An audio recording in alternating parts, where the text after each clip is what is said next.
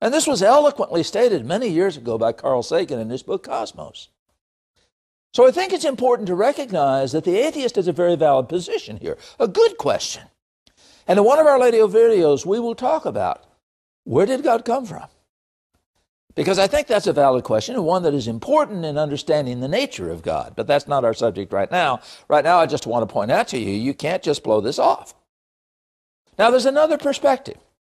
And the other perspective, as we said, is taken from the Bible. But let's take a quick look at the literal meaning of these words. And what we've done in this chart is that we have taken the first 5 words of Genesis, and we have shown what the Hebrew word for each of those English statements is, the meaning that is given for these words taken from a lexicon, and how many times it is used that way. Now, the reason this is brought up is because the Hebrew word reshith is an eloquent statement of the opposing position to what we just saw. The word reshith literally refers to something that never existed before. So in short, the Bible is maintaining there was a beginning. So the atheist says there was no beginning. The believer says there was a beginning. This is a nice, clear, contradictory set of beliefs. How do we answer the question? My response to that is, look at the scientific evidence. And what we propose to do in the rest of this video and in the next one is to show you some of that evidence. So let's take a look at where we live. Now, we live on planet Earth. That's pretty obvious. But if you back away from planet Earth and planet Earth fades in the background, one of the things you become immediately aware of is that we are not alone. There are other objects out there. Objects that in many cases look like us. I mean, Mars looks a lot like us. It has polar caps, it has canyons, there's evidence that water existed on Mars. We may even find the precursors of life on Mars. The important thing to understand here is that not everything looks like us. When you move further out into the solar system, you see worlds that are very different. Jupiter, a world of liquids and gases and incredible cold. Saturn, a world that has such a low density that if you could put Saturn in your bathtub, it would float. Of course, you need one whale of a big bathtub. But the important thing to understand here is that this is a very different kind of world, although the moons of Jupiter and Saturn have conditions that are much more Earth-like in nature. But if you continue to move out of the solar system and go way out into space, you will find that there are other things out there that are radically larger and different than we are. And you're looking at one of them now. This is called a galaxy, and this is an actual photograph of a galaxy that looks very much like our galaxy. Our galaxy is called the Milky Way galaxy. And what you're looking at here is a galaxy that is very much like our Milky Way galaxy. You're looking at 100 billion stars. 100 billion. Let me give you a little handle on that. It has been less than 2 billion minutes since Jesus Christ was born. And there are 100 billion stars in the Milky Way galaxy. We are located about a third of the way out in a rotating system that is 100,000 light years, 588 quadrillion miles in diameter. The size is incredible. But if you were to continue to back away from the Milky Way galaxy, what you would find is there are other objects out there. This is our nearest major neighbor. It's called Andromeda. What you're looking at is another island universe, again of 100 billion stars. Over the years, science has found, as they have looked out into space with more and more powerful instruments, that these rotating universes, these galaxies that we refer to, are incredibly common. This is a picture showing you what things look like in what is called the Hercules cluster. Ladies and gentlemen, those spots of light are not stars. Those are galaxies. Every single spot you can see on your screen, however small and microscopic it might be, is a rotating system of 100 billion stars. 100,000 light years in diameter going about a central core. Some are larger, some are smaller, but that's the nature.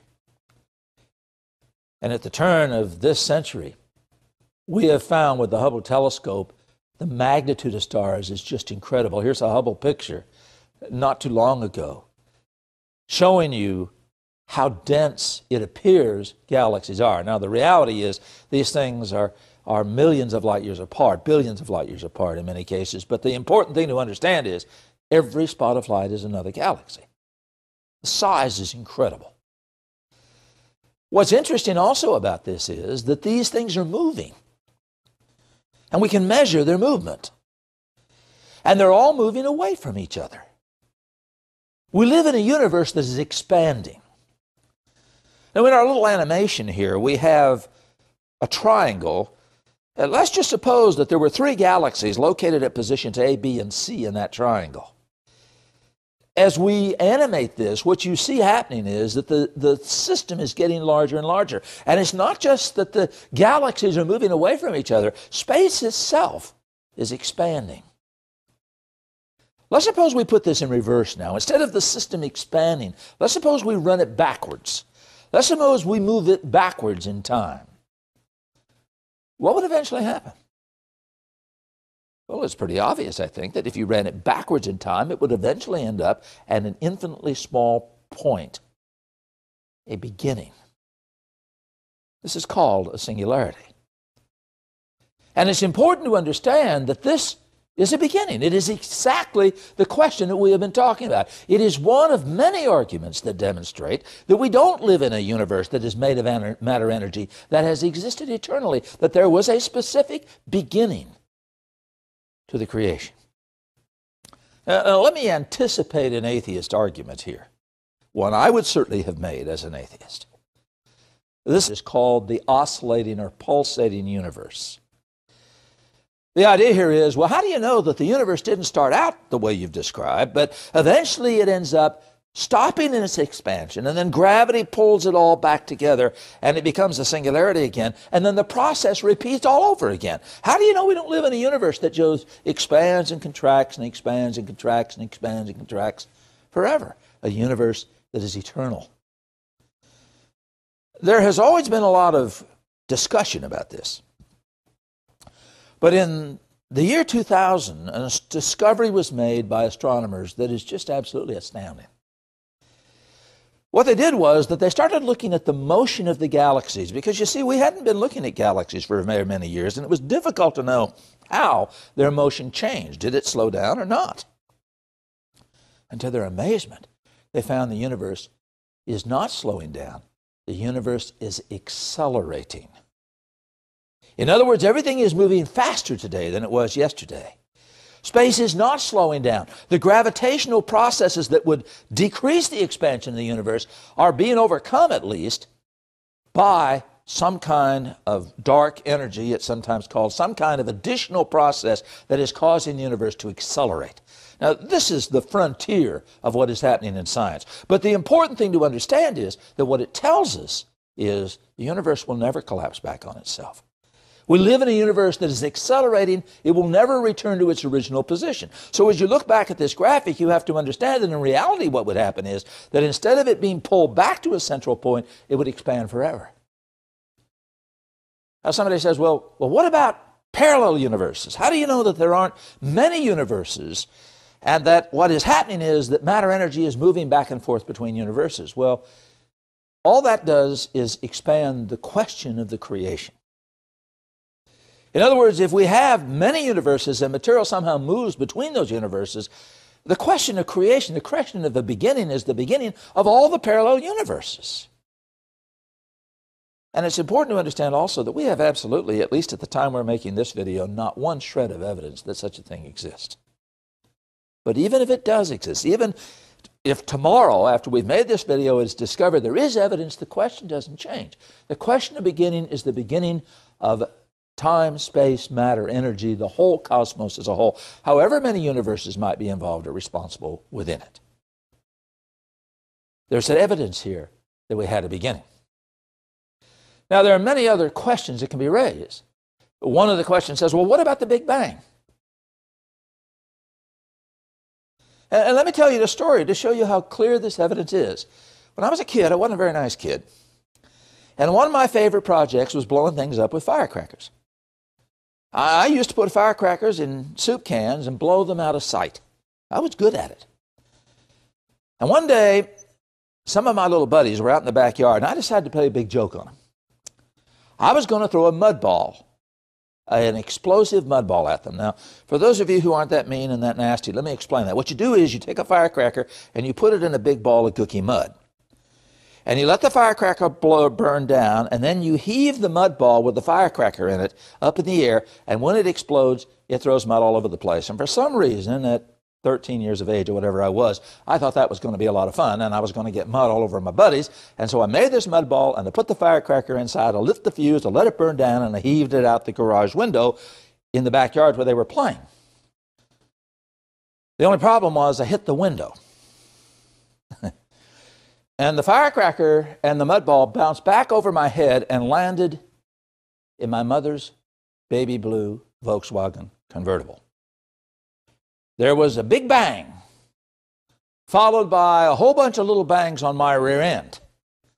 And the pattern that was in that baby blue Volkswagen convertible was exactly the pattern that you saw in the picture of the Big Bang. I know because I spent many, many hours with a bucket of spick and span and an assorted number of brushes cleaning the inside of that car. Now, the question I think has to be raised here, the point that needs to be made is, what does the Big Bang have to do with the question about which we're talking? You know, somehow religious people seem to feel that this is some kind of a big problem, that the Big Bang Theory is some kind of an opposition to their belief system. But the question remains, what blew up? The Big Bang Theory is a clear demonstration that there was a beginning. The evidence of the expanding universe supports the Big Bang Theory, but it still raises the basic question of what was the source of the explosion. Could God have used an explosion to shape the universe as we see it? I would suggest to you that a well-educated atheist will hate the Big Bang Theory because it doesn't answer the question about which we're talking. And the important concept involved here is that this is just one small evidence that there was a beginning. One small evidence in the support system that we're looking at that raises questions about a logical argument for the existence of God. In our second video, what we would like to do is to show you some more evidence that there was a beginning, anticipate some of the questions that might follow with that, and then move from that into a discussion that has to do with how that leads to other choices that suggest the concept of the existence of God. Now, we want to emphasize that this video is just an introduction. It's just a beginning. We hope that you'll continue through the videos. We'd also like to mention that the contents of this video is available in a booklet, which is titled A Practical Man's Proof of God. We have this booklet as well as other materials available completely free of charge. We're not a business. We don't want to sell you anything. We just would like for you to look at some of the evidence that we believe is available and hope that this will be helpful and useful to you. So we're going to give you some information, and we hope you'll be willing to respond to that and to request some of this information and to join us in the next presentation when we'll look at not only how we know there was a beginning, but what was the cause of that beginning. Thanks for being with us. Does God Exist is an educational program which attempts to provide evidence that man can logically believe in God and that the Christian system presented in the New Testament is the best option for successful living. We offer materials free and on loan. Contact us by mail, fax, or email for a catalog, to request materials, or just to ask questions. Does God exist may be the most important question you will ever ask.